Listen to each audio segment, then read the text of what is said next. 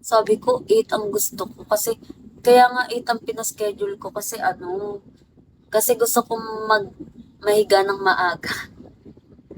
Gusto ko mahiga ng maaga, pero wala. Siguro kung hindi para sa akin ngayon, baka next time. 100 loyalty ticket nyo. Okay, salamat. Salamat sa lahat. Salamat sa pinagkaloob mong loyalty. Hindi aray mo. Okay naman eh. Kaso masyadong late. Hindi ba masyadong late yun? Hindi ba masyadong late yun? May kinuha mo yan? Dito? May laman yan ah. Hoy! Hoy! Gogi! Cellphone ko!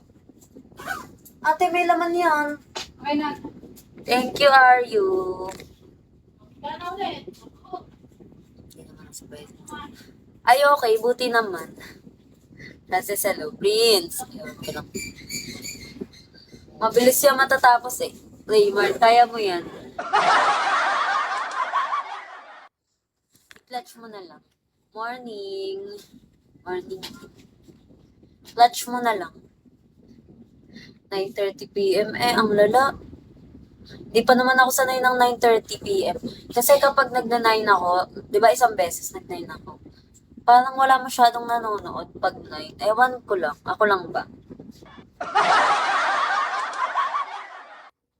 Pero talagang kapag 9, wala masyadong nanonood sa akin. Pag umaabot ng 9. Sino ako kanina? 10:30 lang mag-end agad pagtapos. Kaya nga, paano mo alam, Raymark? Kaya nga, Saturday naman. High stage. Wala lang. Pero malay mo, mahirap ang 9. Dahil hello. Mabilis kasi ako antukin. Mabilis kasi ako antukin. Kapag ako ng mga 1, ganon. Minsan natutulog muna ako bago ako mag-live. Hindi ako makabinutibigyan. Sorry Raymark. Pagoda na eh. Pagod na ako, wala na akong energy para makipagdaldalan. Hindi pa. Hindi pa ako naglalunch. Mamaya na. Caspello. Hi, Ferdy.